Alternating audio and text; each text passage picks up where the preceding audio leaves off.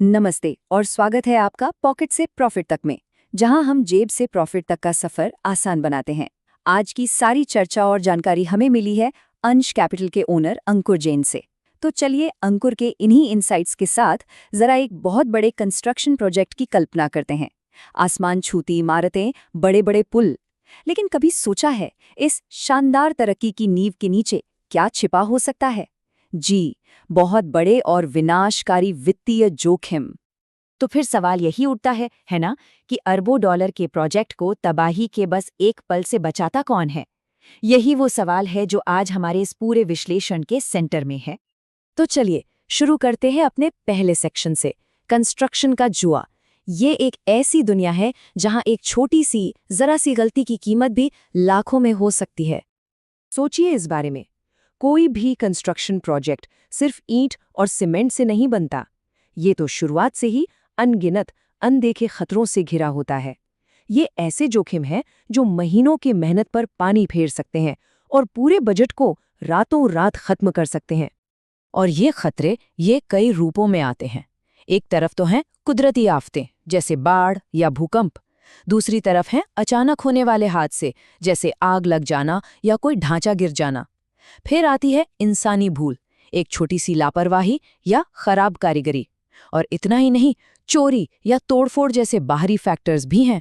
इनमें से कोई भी एक चीज किसी भी प्रोजेक्ट को घुटनों पर ला सकती है। तो फिर इन सब समस्याओं से बचने का उपाय क्या है?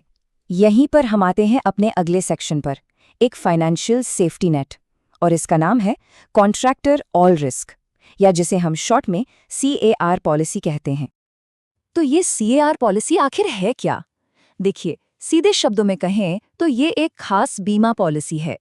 इसे कंस्ट्रक्शन प्रोजेक्ट के दौरान होने वाले किसी भी अचानक हादसे, नुकसान और देनदारियों से बचाने के लिए ही डिजाइन किया गया है। ये एक तरह से प्रोजेक्ट से जुड़े सभी लोगों के पैसों की हिफाजत करती है। इस पॉलिसी की सबसे बड़ी ताकत ना इसी एक लाइन में छिपी है। ये सभी अचानक और आकस्मिक हुए फिजिकल नुकसान को कवर करती है। बस शर्त यह है कि उन्हें खास तौर पर पॉलिसी से बाहर ना किया गया हो। इसीलिए ये समझना बहुत जरूरी हो जाता है कि पॉलिसी में क्या शामिल नहीं है, जिसे हम आगे देखेंगे। तो इस सुरक्षा कवच का फायदा किस किस को मिलता है? आमतौर पर यह पॉलिसी प्रोजेक्ट के सभी बड़े खिलाड़ियों के नाम पर एक साथ ली जाती है। मतलब प्रोजेक्ट का मालिक, मेन कॉन्ट्रैक्टर, सब कॉन्ट्रैक्टर और यहाँ तक कि पैसा लगाने वाले फाइनेंसर भी। इससे ये पक्का हो जाता है कि हर कोई सुरक्षित रहे। चलिए अब थोड़ा और गहराई में चलते हैं और देखते हैं कि ये पॉलिसी असल में कवर क्या करती है। इसे आप एक तरह से सुरक्षा की 2 परतों वाली ढाल समझ सकते हैं। ये पॉलिसी 2 मुख्य चीजों पर फोकस करती है। एक तरफ ये खुद प्रोजेक्ट को होने वाले फिजिकल नुकसान से बचाती है और दूसरी तरफ ये दूसरों को होने वाले नुकसान से भी बचाती है, जिसे हम थर्ड पार्टी लायबिलिटी कहते हैं। तो पहला हिस्सा है मटीरियल डैमेज। ये प्रोजेक्ट को होने वाले सीधे फिजिकल नुकसान को कवर करता है।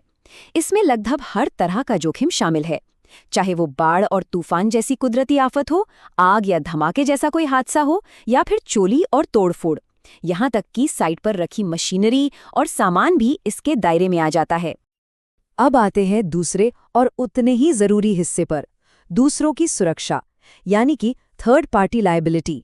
ये उस कानूनी जिम्मेदारी को कवर करता है जो कंस्ट्रक्शन साइट के बाहर के लोगों को प्रभावित करने वाले हादसों से पैदा होती है। तो ये क्या कवर करता है? इसमें मूल रूप से 2 चीजें हैं। पहला, किसी बाहरी व्यक्ति को शारीरिक चोट पहुंचना, और दूसरा, किसी बाहरी व्यक्ति की प्रॉपर्टी को अचानक कोई नुकसान पहुंचना। जैसे मान लीजिए, अगर कंस्ट्रक्शन के काम से पड़ोस की बिल्डिंग में दरारें आ जाती हैं, तो ये पॉलिसी उस नुकसान को कवर करेगी। अब सबसे अहम सेक्शन पर आते हैं, क्या कवर नहीं किया जाता है। एक बात याद रखिएगा, ऑल रिस्क का मतलब एवरी रिस्क बिल्कुल नहीं होता। पॉलिसी की सीमाओं को समझना बेहद जरूरी है। सबसे पहली और साफ बात, जानबूझकर किया गया कोई भी गलत काम या बहुत बड़ी लापरवाही कभी कवर नहीं होती। अगर नुकसान जानबूझकर पहुंचाया गया है तो बीमा कंपनी उसके पैसे नहीं देगी। ये एक बहुत ही बारीक लेकिन महत्वपूर्ण पॉइंट है। मान लीजिए एक बीम गलत डिजाइन की वजह से लगा दी गई, पॉलिसी उस बीम को बदलने का पैसा नहीं देगी, लेकिन अगर वो बीम गिर जाती है और दीवार को तोड़ देती है तो उस टूटी हुई दीवार को ठीक करने का खर्च अक्सर कवर हो जाता है। ये खराब काम और उसके नतीजे के बीच का फर्क है। इसके अलावा कुछ और भी आम एक्सक्लूजन्स हैं, जैसे कि समय के साथ होने वाली सामान्य टूट-फूट, धीरे धीरे होने वाली खराबी, जंग लगना, युद्ध और परमाणु जोखिम, और इनडायरेक्ट नुकसान जैसे कि प्रॉफिट का लॉस होना या प्रोजेक्ट में देरी की वजह से जुर्माना लगना।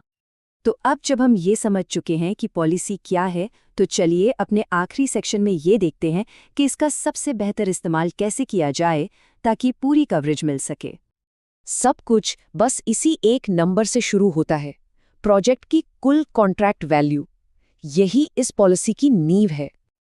ये जानना बहुत बहुत ज़रूरी है कि बीमित राशि यानी सम इंश्योर्ड हमेशा प्रोजेक्ट की आखिरी कुल कॉन्ट्रैक्ट वैल्यू के बराबर ही होनी चाहिए।